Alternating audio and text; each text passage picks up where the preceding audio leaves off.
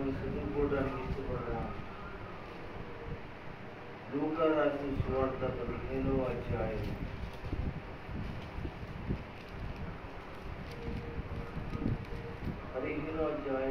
ఒక 3 వచనాలు మనం చదువుకున్నాం. అందరూ కూడా లూకా సువార్త 15వ అధ్యాయము 8, 9, 10 వచనాలు చదువుతూ ఉన్నారు. ఒకరు చదవండి, మరొకరు లేక ఉన్నవాళ్ళు బైబిల్ తెరిచి చూస్తూ ఉండండి. ఏ స్త్రీకైనను 10 వెండి నాణెములుండగా వాటిలో ఒక నాణెము పోగొట్టుకుంటే ఆమె దీపము వెలిగించి ఇల్లు ఊడ్చి అది దొరికి వరకు జాగ్రత్తగా వెతుకదా, అది దొరికినప్పుడు తన చెలికత్తెలను పొరుగువారిని పిలిచి, నాతో కూడా సంతోషించుడి, నేను పోగొట్టుకుని నాణెము దొరికినదని వారితో చెప్పును కదా. అటువలే మారి మనసు పొందు ఒక పాపి విషయమై దేవుని దూతల ఎదుట సంతోషము కలుగునని మీతో చెప్పుచున్నానని.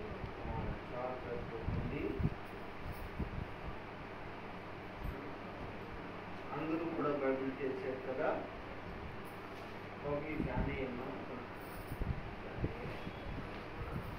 అందరూ కూడా బైబిల్ చేశారు కదా. ఈ లూకా రాసిన సువార్త 15వ అధ్యాయంలో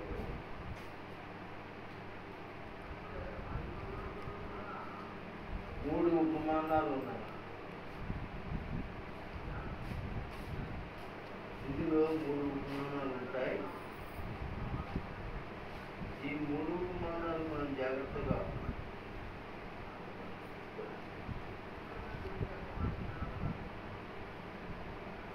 మనం గమనిస్తే అక్కడి విషయాలు తెలియజేయబడతాయి. అయితే మొదటి ఉపమానము గొర్రె గురించి రాయబడుతుంది, లేక తప్పిపోయిన గొర్రె గురించి రాయబడుతుంది. రెండవ ఉపమానము పడిపోయిన నాణ్యముల గురించి చెప్పబడుతుంది. మూడవ ఉపమానము తప్పిపోయిన చిన్న కుమారుని గురించి రాయబడతాడు. అయితే ఇప్పుడు మనం చదువుకున్న వాక్యం ఏమిటి అంటే, ఎండి నాణ్యము అనే మాట మనకి కనబడుతుంది. ఇక్కడ ఒక స్త్రీ ఉంది. ఆ స్త్రీకి 10 ఎండి నాణ్యాలు ఉన్నాయి. వాటిలో ఒక దాన్ని ఏం చేసుకుందంటే పారవేసుకున్నట్టుంది, లేక పోగొట్టుకుంది అని అంటాడు. అయితే ఆమె అప్పుడు పోగొట్టుకున్న దాని కొరకు, పారవేసుకున్నది అనే దానికంటే పోగొట్టుకున్నదే కరెక్ట్. అక్కడే అదే రాయబడింది. పోగొట్టుకున్నది అన్నట్లుగానే రాశాడు అక్కడ. ఆమె ఆ పోగొట్టుకున్న దాని కొరకు వెతకడం ప్రారంభించింది.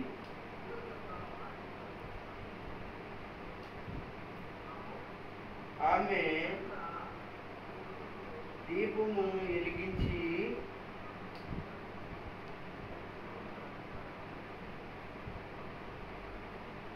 ఇల్లంతా ఊడ్చి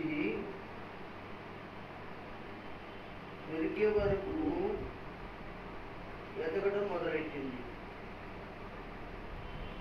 ఆ పోగొట్టుకునే నాణ్యం దొరికిన తర్వాత ఆమె చాలా సంతోషించి అందరినీ పిలిచి పోగొట్టుకున్న దాని గురించి చెప్పడం మొదలెట్టింది. ఇక్కడ రాయబడిన విషయం ఇదే. అయితే దీనిలో భావం ఏమిటి, మనం ఎలాగో అర్థం చేసుకోవాలి కదా. మనం చదివేస్తాం కదండి. ఆ అసలు ఇది ఇలా ఎందుకు రాయబడింది, దేని కొరకు రాయబడింది, దీనిలో సత్యమేముంది, ఈ వాక్యంలో విలువలు ఏమున్నాయి అనేది ఈరోజు సంఘం నేర్చుకోవాల్సిన విషయం. నేర్చుకుంటుంది కదా రేపు పొద్దున ఎవరన్నా కనుక్కి బైబిల్ చదువుతున్నప్పుడు, ఈ వాక్యం బయట చదువుతున్నప్పుడు, ఎవరన్నా వింటున్నప్పుడు దీని గురించి అడుగుతారు అనుకోండి, కొంతో కాంతో తెలుసుకుంటారు కదా. ఏమండి, కొంతో కాంతో తెలుసుకుంటే మనం చెప్పడానికి అవకాశం ఉంటుంది. మనం సంవత్సరం నుంచి, 2 సంవత్సరాల నుంచి, 10 సంవత్సరాల నుంచి గుడికి వెళుతూ వస్తూ పోతూ ఉన్నాం. ఏం నేర్చుకున్నాం అనేది కూడా మనకి అప్పుడు ఎవరన్నా ప్రశ్నించినప్పుడు, అడిగినప్పుడు దాని గురించి మనకి బాధ అవుతుంది. మనం తెలుసుకోలేకపోయామే మాట, దీనికి అర్థం చెప్పలేకపోయామే, దీని గురించి ఎవరికైనా చెప్తాము అని నాకు అనిపిస్తుంది, కానీ ఎలా చెప్పాలే కదా కదండి. మొన్న గుడ్ ఫ్రైడే రోజున 7 మాటల మీద మాట్లాడాలని సంఘానికి చెప్పా. అప్పుడు కొంతమంది మాట్లాడాలని ఆశ ఉంది లోపల, కానీ ఎలా మాట్లాడాలో తెలియదు. మాట్లాడాలంటే ఏం చేయాలండి పాస్టర్ గారు అని అంటే, ప్రతి వారము పాస్టర్ గారు చెప్పే వాక్యం జాగ్రత్తగా వినాలి. చదువుకున్న వాళ్ళు బైబిల్ బాగా చదువుకోవాలి. అలాగే పాస్టర్ గారు పెడుతున్న వీడియోలు ఏమున్నాయో 1కి 2, 2కి 3 అలాగా సార్లు వింటూ ఉంటే, ఓహో దీని భావం ఇదా, దీని గురించి ఇలా చెప్పాలా, దీని గురించి ఇలా మాట్లాడాలా, ఇలా మాట్లాడితే ప్రజలకి ఇలాగా అర్థమవుతుందా అనే చక్కటి ఆలోచన దేవుడు మీకు, పరిశుద్ధాత్ముడు మీకు ఏం చేస్తాడంటే ఆలోచన మీకు అనుగ్రహించి మీకు చెప్పడానికి దేవుడు చూపుతాడు. అందుకే వాక్యాన్ని నేర్చుకోవాలి. వాక్యాన్ని నేర్చుకోవడం అనే విషయాన్ని మీరు జాగ్రత్తగా గమనిస్తే, బైబిల్ చదివినప్పుడల్లా మొదటిగా ప్రార్థన చేయాలి. బైబిల్ చదివినప్పుడల్లా మొదటిగా ప్రార్థన చేయాలి. ప్రార్థన చేసుకుని బైబిల్ చదవడం ప్రారంభించాలి. ఆ తర్వాత బైబిల్ ముగించుకున్న తర్వాత మళ్ళీ ప్రార్థన చేసుకోవాలి. ప్రభువా, ఇంతవరకు వాక్యాన్ని నేను చదివాను, దీనిలో కొన్ని విషయాలు నాకు అర్థమయ్యాయి, కొన్ని విషయాలు నాకు అర్థం కాలేదు. అర్థం కాని విషయాలు అర్థమైనట్టుగా చేయండి. అర్థమైన విషయాలు ఇంకా లోతులో నన్ను నడిపించి, లోతుకు నడిపించి ఇంకా మాకు అర్థమయ్యే కృప దయచేయమని నేను ప్రార్థన చేసుకోవాలి. వాక్యంతో కూడా ప్రార్థన అవసరం. అయితే ఇక్కడ ఒక స్త్రీ ఉంది, ఆ స్త్రీని గురించి మాట్లాడుతూ చూపిస్తున్నాడు. మీరు ఒకసారి గమనించండి. స్త్రీ అంటే బైబిల్లో పలుమార్లు దేవుడు మాట్లాడటం స్త్రీని గురించి మనకు కనబడుతుంది. స్త్రీ ఎవరికి పోల్చారు అంటే, జాగ్రత్తగా వినండి మాటలు. స్త్రీ ఎవరికి పోల్చారంటే సంఘానికి పోల్చబడింది. అదేనా? ఇక్కడ ఏ స్త్రీకైనను అని అన్నాడు. భూమి మీద చాలా సంఘాలు ఉన్నాయి. సంఘమే స్త్రీ. ఎలాగా అంటే, యేసు ప్రభుల వారి గురించి మనం మాట్లాడితే ఆయన పెండ్లి కుమారుడు. ఆయన ఆకాశం నుండి భూమి మీదకి రాబోతాడు ఒక రోజున. ఆయన పెండ్లి కుమార్తె వచ్చేటప్పటికి భూమి మీద ఉన్న సంఘం పెండ్లి కుమార్తెగా సిద్ధపడాలి. అర్థమవుతున్న నా మాటలు ఇలాగ వివరించి విషయాలు ఆలోచన కలిగి ఉండాలి. ఆయన పెళ్లి కుమారుడిగా భూమి మీదకి రాబోతున్నాడు. అప్పటికి సంఘం అనబడినటి భూమి మీద ఉన్న సంఘాలన్నీ కలిపి వారి యొక్క జీవితాలను మార్చుకుని వారి జీవితాలను అనగా కడుక్కుని వాక్యము చేత పరిశుద్ధాత్మ చేత ఆ యొక్క పెండి కుమారుడిని యేసు ప్రభు వారికి అనగా పెళ్లి కుమార్తెగా సిద్ధపడాలనే విషయమే. అర్థమవుతుందా? సరే, ఆయన పెళ్లి కుమారుడు అని చెప్పాను. సంఘం అయితే ఏమని చెప్పాను? పెళ్లి కుమార్తె.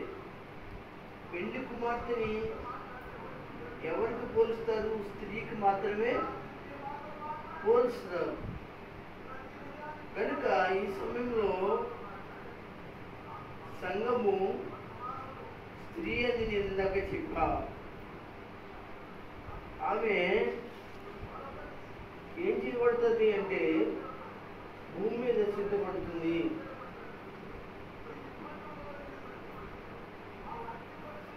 సిద్ధపడుతున్నప్పుడు యేసు ప్రభు అని ఆయన వస్తాడు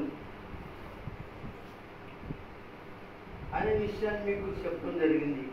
అయితే ఇక్కడ ఒక విషయాన్ని మీకు జ్ఞాపకం చేసి వాక్యంలోకి వెళ్తాను. 8వ వచనంలో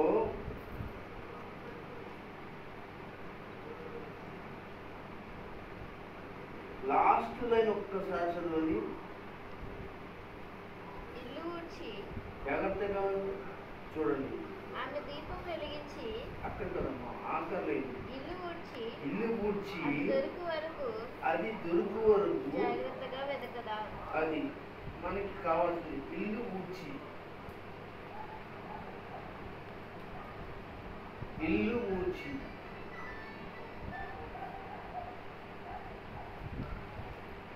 ఇల్లు అనే మాట కూడా కనబడుతూ ఉంది. ఇల్లు ఊడ్చి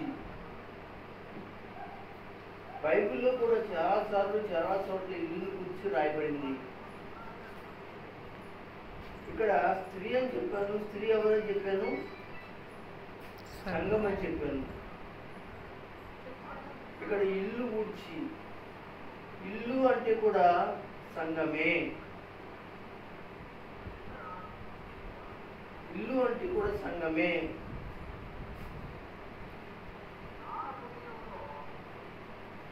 ఇల్లు ఊడ్చి అది దొరికి వరకు జాగ్రత్తగా ఎత్తదా. అంటే ఒక స్త్రీ ఒక వస్తువును పాడేసుకుంది, అది సామాన్యమైనది కాదు అని చెప్తున్నాడు. ఒక సంఘంలో ఒక విశ్వాసి పాడేసుకున్నది ఏదో ఉంది. ఆ పాడేసుకున్నది దాన్ని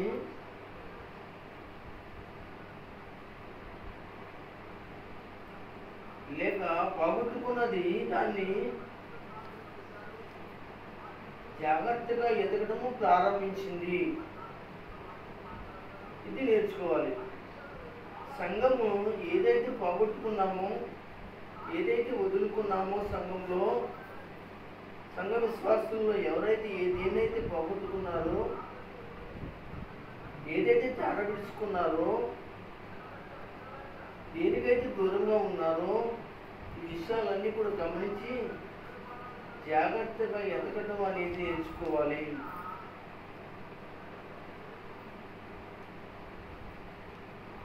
జాగ్రత్తగా ఎదగడం నేర్చుకోవాలి. సంఘంలో చాలా మంది చాలా రకరకాలవి పోగొట్టుకుంటారు.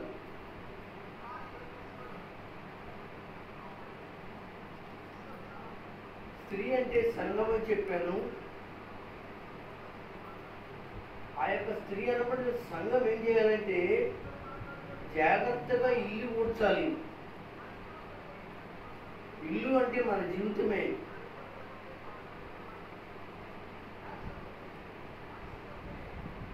మళ్ళా చెప్తాను, ఇల్లు అంటే సంఘమే. ఇక ఇంకా ఎవరుగా కావాలి అంటే ఒక్కసారి ఇది ఇలాగే ఉంచండి. మత్తయి సువార్తలోకి రండి.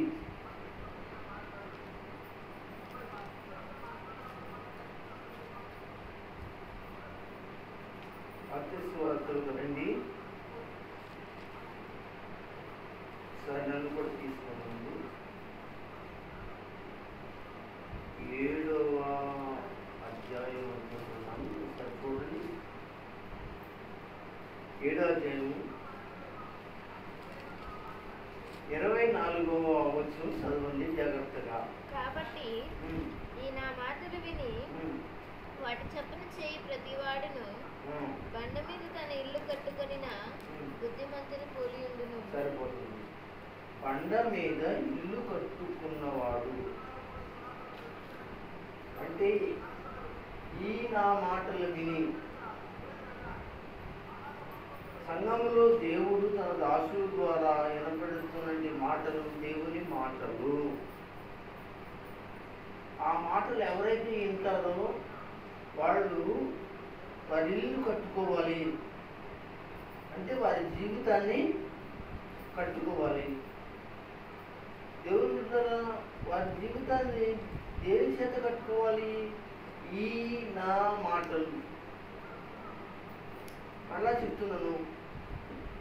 ఒక యవనస్తుడైనా, ఒక యవనరాలైనా, ఒక పురుషుడైనా, ఒక స్త్రీ అయినా వారి జీవితాలను ఎలా కట్టుకోవాలి ఈ యొక్క లోకంలో?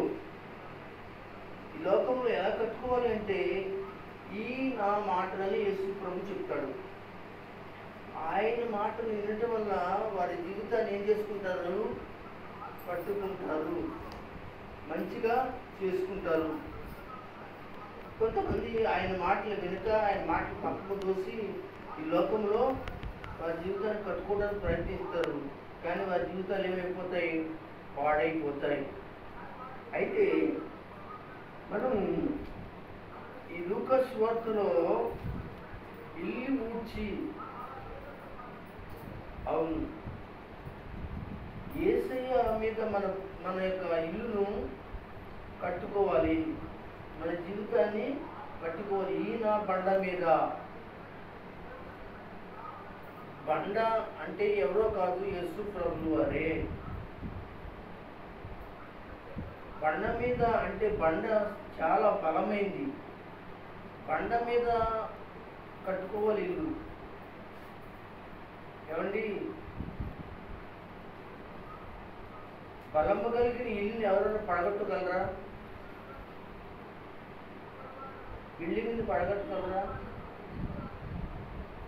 అదే తాటేకిల్లో లేకపోతే ఏదో తాత్కాలికంగా కట్టిన ఇల్లు అనుకోండి, ఏమవుతాయి? పడిపోతాయి. అలాగే బండ అనబడిన యేసు ప్రభు మీద మన జీవితాలు కట్టుకోవాలి, మన కుటుంబాలు కట్టుకోవాలి. అలా కట్టుకున్న వారి జీవితం చాలా బాగుంటుందండి.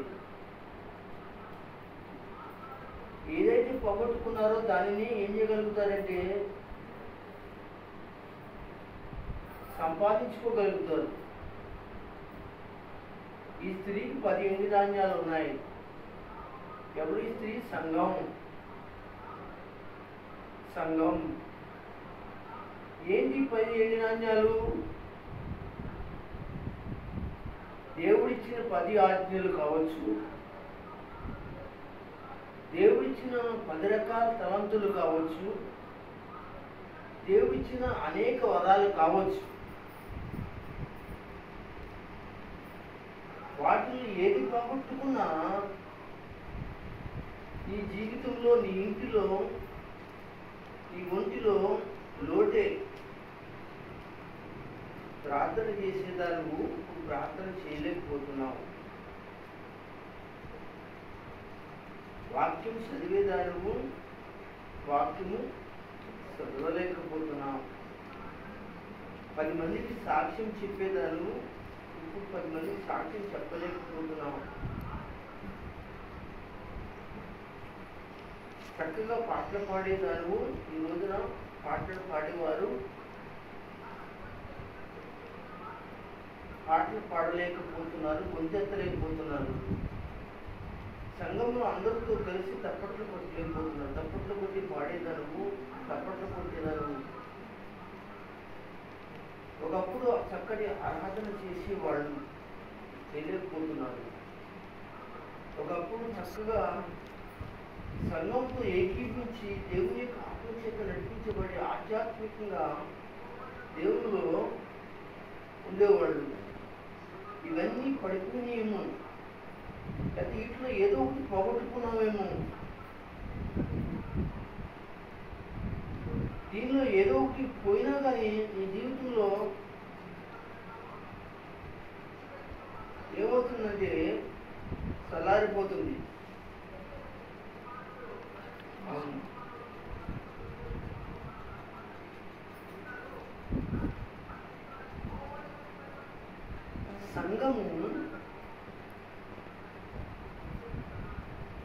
సంఘము వెలుగుతున్న పొయ్యి లాంటిది కదా. ఉదాహరణ చెప్తున్నాను, సంఘము వెలుగుతున్న పొయ్యి లాంటిది. వెలుగుతున్న పొయ్యి లాంటి ఆ పొయ్యిలో పచ్చి కత్తి తీసుకొచ్చి వేయండి.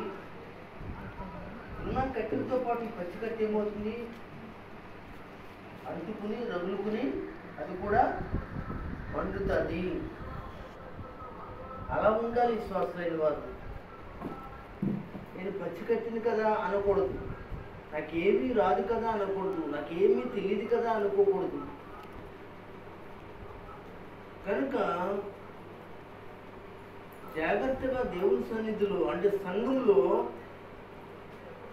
కాల్చబడుతుంటే కానీ మనము ఉదాహరణగా అప్పుడప్పుడు మాట్లాడుకుంటాం. కవసాల వాడు బంగారాన్ని తీసుకుని వెళ్ళి ఎందులో వేస్తాడు, అగ్గిలో వేస్తాడు అనే విషయం మనందరికీ తెలుసు. ఎండిని తీసుకుని వెళ్ళి ఏం చేస్తాడు, అగ్గిలో వేస్తాడు. ఎందుకు వేస్తాడు, మనం తెలియకుండానే ఆ బంగారంలో మట్టి చేరుతుంది. మనకు తెలియకుండానే ఆ యొక్క ఎండులో ఏం చేరుతుంది, మట్టి చేరుతుంది. అప్పుడు ఈ మట్టిని, ఈ ఎండులో ఉన్న మట్టిని, బంగారంలో మట్టిని అగ్ని అంటే కొలుగులో ఎప్పుడైతే వేస్తాడో ఆ మట్టి అంతా పోయి స్వచ్ఛమైన మంచి బంగారముగా మన మధ్యలోనికి వస్తుంది. అందరూ గట్టిగా స్తోత్రం చెప్పండి, గట్టిగా చెప్పండి. అర్థమవుతుందా? అలాగే మనం కూడా దేవుని సంఘంలో కొలుములో పెట్టిన బంగారం వల్ల, కొలుములో పెట్టినది ఎండి వలె స్వచ్ఛంగా తయారవ్వాలంటే ఎక్కడ తయారవుతాము అని అంటే దేవుని బిడ్డలారా, సంఘంలో. సంఘంలో ఏముంది చెప్పాలి. సంఘంలో ఏముంది, దేవుని వాక్యం ఉంది. ఏముంది, దేవుని వాక్యానికి దీనికి సంబంధం ఏంటండి పాస్టర్ గారు అంటారా? ఇర్మియా గ్రంథం చదవక్కర్లేదు కానండి, నా వాక్యము అగ్ని వంటిది. ఏంటంట, నా వాక్యము, ఆ వాక్యంలో మనం ఏం చేయబడాలి, మట్టి కలిగినట్టి బంగారము, మట్టి కలిగిన ఎండివి నువ్వు దేవునికి స్వచ్ఛమైన వెండిగా బంగారంగా రావడానికి వాక్యము చేత మాత్రమే నువ్వు చక్కగా స్వచ్ఛమైనది, శ్రేష్టమైనది ఎండి బంగారముగా నువ్వు దేవుని కొరకు సిద్ధపడతావు. సరే, ఈ లూకా సువార్తలో సంఘము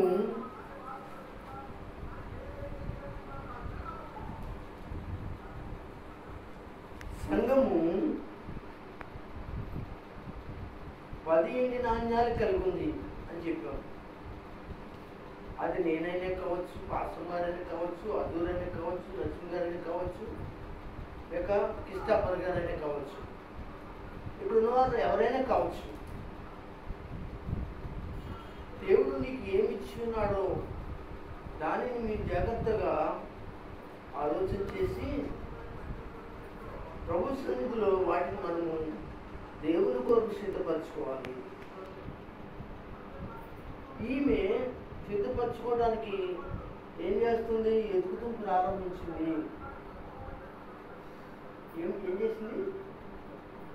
ఎదుగుతాం అంటే ప్రార్థన చేయటం. అర్థమవుతుందా? వాక్యాన్ని ఎలా మాట్లాడాలి ఏమంటే మీకు అర్థమవుతుందా? చదివేసాం, ఎన్ని పుస్తకాలు బాగానే ఉంది. ఒక స్త్రీ ఉంది, ఎన్నాన్ని ఉంది, 10 నాణ్యాలు పోగొట్టుకుంది, కలిగించింది, ఇవన్నీ బాగానే ఉన్నాయి. కానీ దాన్ని ఎలా చెప్పాలి, ఎలా మాట్లాడితే వాళ్ళు అర్థం చేసుకుని యేసుని నమ్ముతారు అనే విషయాన్ని మనము జాగ్రత్తగా నేర్చుకోవటం సంఘంలో నేర్చుకోవాలి. అందుకని ఆదివారం పూట కానీ, శనివారం పూట కానీ, ఒక మంగళవారం పూట కానీ, లేదా అక్కడ ప్రార్థనలో కానీ చాలా జాగ్రత్తగా ఏం చేయాలి? వాక్య వినాలని నేను చెప్తూ ఉంటాను. సరే, చాలా విషయాలు దీనిలో ఉన్నాయని కొంచెం గుర్తుగా చెప్పాను, మనం ముగించుకోవచ్చు. స్త్రీ అంటే అర్థమైంది కదండి. ఎవరు మీరే. 2 నాణ్యాలంటే దేవుడు మీకు ఇచ్చిన తలాంతులు, దేవుడు మీకు ఇచ్చినట్టు వరాలు, ఫలాలు.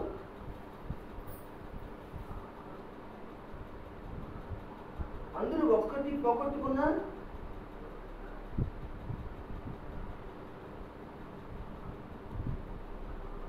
పదింట్లో పోయిందంటే ఎలా ఉంటుంది చెప్పండి? హెల్తీగానే ఉంటుంది కదా. అలాగే ఆ పోగొట్టుకున్న దాన్ని దీపం వెలిగించింది. ఆవిడ ఎదుగటం ప్రారంభించింది. ఎదుగటం ప్రారంభించినప్పుడు ఏమవుతుందంటే తన ఆత్మదీపం వెలుగుతుంది. తన ఆత్మదీపం ఏమవుతుంది? వెలిగించబడుతుంది. ప్రార్థనలోనే మన జీవితాన్ని వెలిగించుకోగలుగుతాం. మనం పరిశుద్ధాత్మ చేతని ప్రార్థన ద్వారా మనం వెలిగించుకోగలుగుతాం. అప్పుడు ఎక్కడ పోగొట్టుకున్నాం అనేది ఆ వెలుగులో, ఆత్మదీపంలో ఎక్కడ పోగొట్టుకున్నాము అనేది మనకు అర్థమవుతుంది. వెంటనే దాన్ని ఏం చేసుకుంటాం? తిరిగి మనం పొందుకుంటాము. తిరిగి మళ్ళీ దేవుని కొరకు వాడబడతాం. అందరికీ స్తోత్రం చెప్పండి. హల్లెలూయా. అర్థమైనా నేను చెప్పిన మాటలు? ఇంకా చాలా విషయాలు దీంట్లో ఉన్నాయి, చాలా సంగతులు చెప్పొచ్చు. కనుక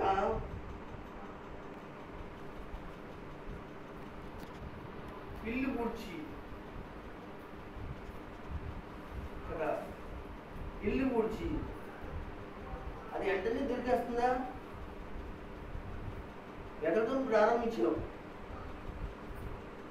ఇలా ఏంటండి, ఎదగడం ప్రారంభించావు అంటే ప్రార్థనలో అని చెప్పాను. ఆ ప్రార్థనలో నీ యొక్క దీపం ఏమైంది? వెలిగింది, చక్కగా కనబడుతుంది. ఇంట్లో ఏ వస్తువు ఎక్కడ ఉందో, ఏ మూలలో ఏ వస్తువు ఉందో అంతా కూడా కనబడుతుంది. అయితే నువ్వు ఒక చీపురు పట్టుకున్నావు. చీపురు పట్టుకుని ఏం చేస్తున్నావు? ఆ మూలలో ఉన్నది, లేదా లోపల ఉన్నది, ఎక్కడున్నది, దాన్ని ఏం చేస్తారని జాగ్రత్తగా వృత్తం ప్రారంభించాం. దేవునికి స్తోత్రం చెప్పండి. ఇంకొక మాట చెప్పను నేను, దీనికి చీపురికి అర్థం చెప్పమంటారా? చీపురు అంటే దేవుని వాక్యం. చీపురు అంటే అనమాట, మనము బూజు పడుతున్నాయి అనుకోండి, చర్చి ఇల్లు, మనం ఏం చేస్తాం? చీపురు అంటే ఏం చేస్తాం? దులుపుకుంటాం. అలాగే వాక్యం అనేటి చీపురు చేత మనలో, మన హృదయంలో ఉన్నటువంటి పాపాలన్నింటినీ ఏం చేసుకోవాలి? దులిపేసుకోవాలి. అప్పుడు ఎలుగుతున్నటి దీపంలో నువ్వు పోగొట్టుకున్నది నీకు కనపడుతుంది. దేవునికి స్తోత్రం చెప్పండి. హల్లెలూయా. కనుక ప్రియమైన వారులారా, ఇందులో ఇంత గొప్ప పరమార్థం ఉంది, ఇంత సత్యం ఉంది. కనుక అప్పుడు దేవునిలో నువ్వు ఎదగడం ప్రారంభిస్తావు. నీ చెలికాళ్ళు, నీ పక్కన నీ సంఘంలో ఉన్న వాళ్ళందరికీ కూడా నేను తిరిగి పోగొట్టుకున్నది ఆ ప్రార్థన ద్వారా అందరూ కూడా నేను చూసి వాడబడటం చూసి పోగొట్టుకున్న నాణ్యాన్ని తిరిగి దేవుని సొంత వాడబడటం చూసి అందరూ సంతోషించడానికి కారకులు అవుతారు. దేవునికి స్తోత్రం. హల్లెలూయా. అంత మాత్రమే కాకుండా కింద రాశాడు ఆ వచనాన్ని నేను చూస్తున్నాం జాగ్రత్తగా. ఏంటంటే 15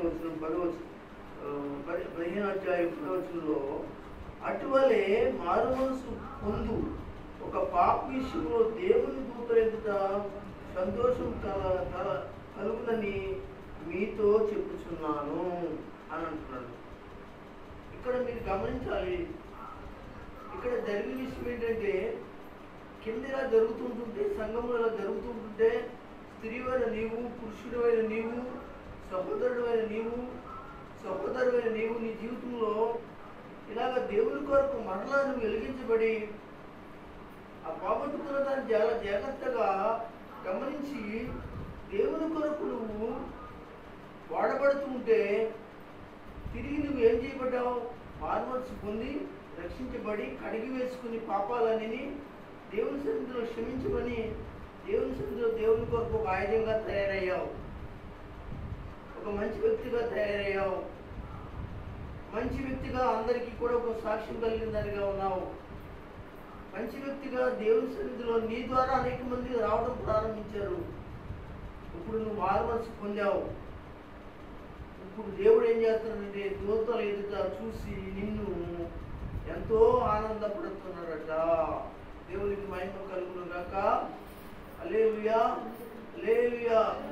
కనుక ప్రియులారా, నిన్ను బట్టి, సంఘ విశ్వాసులు బట్టి, సహోదరుని బట్టి దేవుడు సంతోషిస్తున్నాడా? నువ్వు దేవుని సన్నిధిలో దేవుని కొరకు నువ్వు ఆ విధమైన చక్కటి మారుమనసు పొంది పోగొట్టుకున్న ఈ జీవితాన్ని మరొకసారి దేవుని కొరకు బ్రతకడానికి, నీ యొక్క కొరకు జీవించడానికి, నీ సంఘం కొరకు జీవించడానికి, నీ బంధువుల కొరకు జీవించడానికి, నీ గ్రామంలో రక్షణ లేని వారి కొరకు జీవించడానికి మారుమనసు పొంది తిరిగి అనగా దేవుని సన్నిధిలో వాడబడటానికి నువ్వు సిద్ధపడతావా అని దేవుడు అడుగుతున్నాడు. కనుక దయచేసి అలాంటి పరిస్థితుల్లో ఉంటే దేవుడు నిన్ను హెచ్చరించి తిరిగి మరలా కొనసాగించమని ప్రభు చెప్తున్నాడు. కనుక దయచేసి ప్రభు సన్నిధిలో అలా ఉండండి, అలా సాగండి. దేవుని ఎత్తు మీరు ఆయన సంతోషించినట్లుగా మీరు కృపను పొందుకోమని తెలియజేస్తూ ఈ మాటలు దేవుడు మీ జీవితాల్లో దీవెనకరంగా ప్రభువును గాక. ఆమేన్. దేవునికి స్తోత్రం. హల్లెలూయా.